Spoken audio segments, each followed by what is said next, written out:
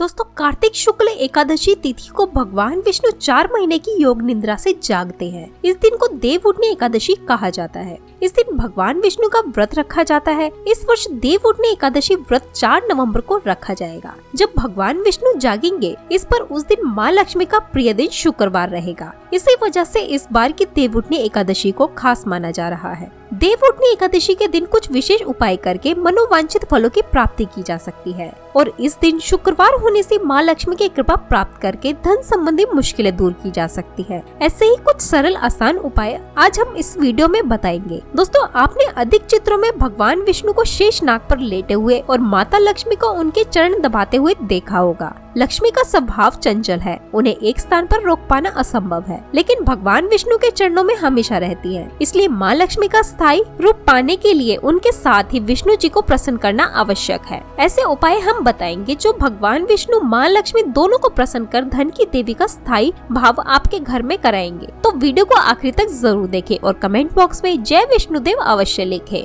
भगवान विष्णु और माँ लक्ष्मी आपकी सभी मनोकामना को पूर्ण करें। दोस्तों, इस एकादशी को देवोत्थान एकादशी, देव प्रबोधिनी एकादशी ऐसे अनेक नामों से जाना जाता है। इस दिन से सभी मांगलिक कार्य जैसे विवाह, मुंडन, गृह प्रवेश, उपनयन, संस्कार आदि फिर से शुरू हो जाते हैं। इस दिन तुलसी विवाह भी किया जाता है। इस दिन भगवान विष्णु की पूजा आराधना करने से मोक्ष की प्राप्ति होती है और विशेष उपाय करने से जीवन की परेशानियों को दूर किया जा सकता है। लेकिन ये सब पाने के लिए शास्त्रों में बताए गए नियमों का पालन करना सबसे पहले आवश्यक होता है। इस दिन संभव हो तो पवित्र नदी सरोवर में नहाए या फिर घर में ही नहाने के लिए पानी में तुलसी के पत्ते या गंगाजल डालकर नहाए। देवोत्थान एकादशी व्रत के दौरान निर्जला या सिर्फ पानी पीकर ही व्रत रखना चाहिए। अगर आप बीमार, उम्र दराज या गर्भवती महिला है, इस व्रत के दौरान फल आहार भी कर सकते हैं। इस दिन भगवान विष्णु के मंत्र का जाप करना चाहिए। दशमी तिथि से ब्रह्मचार्य का पालन करना चाहिए। जमीन पर चटाई बिछाकर सोना चाहिए। इसके अलावा एकादशी के दिन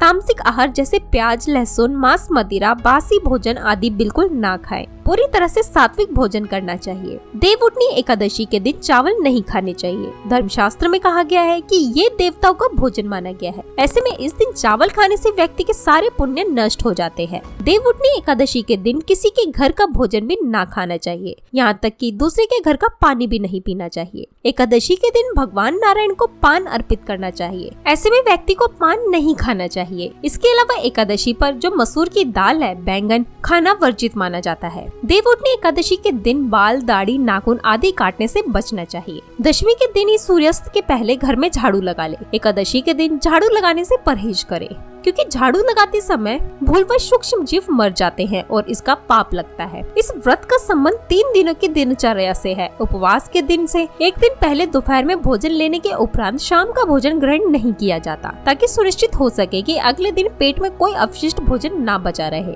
एकादशी के दिन उपवास के नियमों का कड़ाई से पालन करना होता है और अगले दिन सूर्योदय के बाद ही उपवास समापन करना होता है। एकादशी तिथि पर तुलसी के पत्ते भी मत छुइए। एक दिन पहले ही तोड़कर रख लें। इस दिन तुलसी के पत्ते खाने भी नहीं चाहिए। भगवान श्री हरि के मंत्रों का जितना ज्यादा हो सके उतना जाप करें, भाग्य को बल मिलेगा। और भगवान श्री हरि को इस दिन पान, सुपारी, लौंग, नारियल, पीले रंग की मिठाई आदि अवश्य दें, इससे वे प्रसन्न हो जाएंगे। इस दिन भगवान विष्णु को केसर मिश्रित दूध से अभिषेक करें, इससे आपकी सभी मनोकामनाएं पूर्ण होती हैं, धन में वृद्धि होती है। एकादशी के दिन भगवान विष्णु को सफेद मिठाइयाँ या खीर का भोग लगाएं, उसमें तुलसी के पत्ते अवश्य डालें, इससे आपकी पूजा संपूर्ण होती है। भगवान को नारियल और बादाम विशेष तौर पर प्रिय है, इसलिए अगर आप भगवान को एक पानी वाला नारियल और थोड़े से बादाम अर्पित कर दें, आपकी जो मनोकामना है वो पूर्ण हो जाती है, आपके अधूरे कार्य पूरे हो जाते हैं। लेकिन सबसे पहले इस दिन सुबह जल्दी उठकर स्नान करने के बाद घर के मुख्य द्वार पर आम या अशोक के पत्तों का तोरण लगाइए। फिर घर के स्थान की सफाई करें, भगवान श्री हरि की पूजा करें।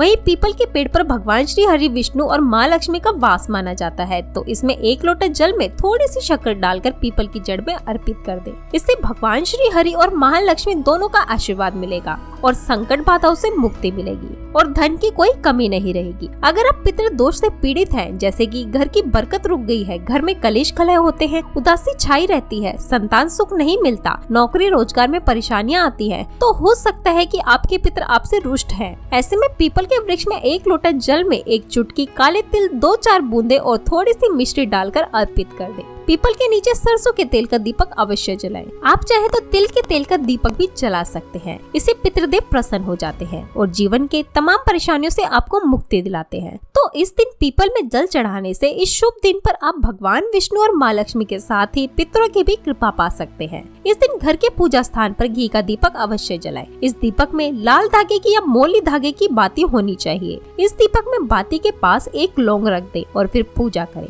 इस लौंग के जलने से इसकी खुशबू से घर का वातावरण सकारात्मक हो जाता है। और भगवान श्री हरि विष्णु को पीले फल यानी कि केला, गेंदे का फूल आदि अर्पित करें। वहीं विष्णु जी को चावल अर्पित नहीं किए जाते हैं और अगर करना ही है तो सफेद चावल अर्पित ना करें, उनको हल्दी से रंगाकर अर्पित करें। भगवान श्री हरि के माथे पर तुलसी की मंजरी या तुलसी के 2 पत्ते जरूर अर्पित करें, इससे भी बहुत प्रसन्न हो जाते हैं। आपकी हर मनोकामना भगवान श्री हरि पूर्ण करते हैं। इस दिन जब आप तुलसी में जल अर्पित करेंगे तो लोटे के जल में 1-2 बूंदे दूध, 1 चुटकी हल्दी और थोड़ी सी शक्कर डालकर तुलसी में अर्पित कर दें और वहीं बैठकर ओम नमो भगवते वासुदेवाय का यथाशक्ति जाप करें। इस तरह से आप तुलसी की पूजा करके भगवान श्री हरि को मना सकते हैं। और जब आप विष्णु जी की पूजा करेंगे तब एक सिक्का जरूर अर्पित कर दे। अगर पिछली एकादशी में अर्पित किया हुआ है तो उसी को फिर से अर्पित कर दे, बाद में उसे संभाल कर रख ले। इसके साथ में रखने से जीवन की मुश्किलें दूर हो जाती है। तो ये वो छोटी छोटी चीजें हैं जो बहुत मायने रखती हैं।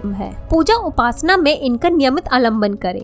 आज हम आपको एक विशेष उपाय बताएंगे। एकादशी पर धन प्राप्ति की कामना से कुछ प्रयोग किए जाते हैं। महालक्ष्मी को प्रसन्न करने के लिए धनिया का एक खास उपाय किया जाता है। धनिया के नाम में ही धन है। धनिया धन की देवी महालक्ष्मी को अति प्रिय है। थोड़ा सा धनिया अपने घर के पूजा स्थान पर पूर्व दिशा में मिट्टी के पात्र में रख दे। इससे घर में खुशियों का वास हमेशा बना रहेगा। जीवन में खुशियाँ आएंगी, खुशियों को नजर नहीं लगेगी। अगर हाल ही में आपने दिवाली के समय इसे रखा है तो फिर आपको बदलने की आवश्यकता नहीं है। उसी में 2-4 दाने और डाल दीजिए। अगर आपने दिवाली पर धनिया का पौधा नहीं बोया है, इस एकादशी की रात में किसी गमले या मिट्टी के बर्तन में मिट्टी डालकर थोड़ा धनिया बो दे, उसमें एक सिक्का डाल दे, फिर उसमें पानी डालकर रख दे। द्वादशी तिथि पर उस सिक्के को उठाकर अपने पर्स में रख सकते हैं और जो धनिया उगेगा उसे प्रसाद के रूप में ग्रहण करें, खाने में इस्तेमाल करें। इससे घर में समृद्धि आएगी। धनिया कितना उगता है वह बताएगा कि आपके घर में कितनी समृद्धि आएगी। दोस्तों, धन संबंधी मुश्किलों को दूर करने के लिए और एक उपाय आप कर सकते हैं। इस दिन शाम को पीपल के वृक्ष में नीचे 2 मुख्य अग्नि का दीपक जला दीजिए। दीपक में चावल का एक दाना भी डाल दें। ऐसा लगातार 3 या 5 एकादशी तक करिए। धीरे धीरे आपके जीवन से दुख परेशानियां दूर होती चली जाएंगी, खुशहाली आती जाएगी। दोस्तों, बेल वृक्ष में माँ लक्ष्मी का वास होता है। जिस घर में बेल वृक्ष होता है वहाँ पर माँ लक्ष्मी की कृपा बरसती है। तो अगर आपके घर के सामने बेल बुक है तो बहुत ही अच्छी बात है। आप वहाँ दीपक जला सकते हैं। फिर माँ से अपने दुख दर्द का कथन करें। धन अभिषेक समस्याओं को दूर करने की प्रार्थना करें। घर परिवार पर कृपा बरसाने की प्रार्थना करें। कुछ एकादशी तिथि तक लगातार ये उपाय करें। हर मुश्किल आसान हो जाएगी। कोई भी संकट परेशानी आपको छू नहीं पाएगी। इस पर देवोत्थान एकादशी का पूरा लाभ उठाइए। इन उपायों को करके जीवन में खुशियाँ लाएं। ऐसे शुभ अवसर पर कमेंट बॉक्स में जय विष्णुदेव लिखना बिल्कुल ना भूलें। आज के लिए बस इतना ही। अगर आपको ये वीडियो पसंद आई है तो वीडियो को लाइक करिएगा, दोस्तों को शेयर जरूर करिएगा और चैनल को सब्सक्राइब नहीं किया है तो चैनल को सब्सक्राइब करके बेल आइकन जरूर दबाइएगा ताकि आने वाला नॉलेजेबल वीडियो आपको सबसे पहले मिले। तो मिलते हैं अगले वीडियो में। तब तक के लिए goodbye and thanks for watching my video.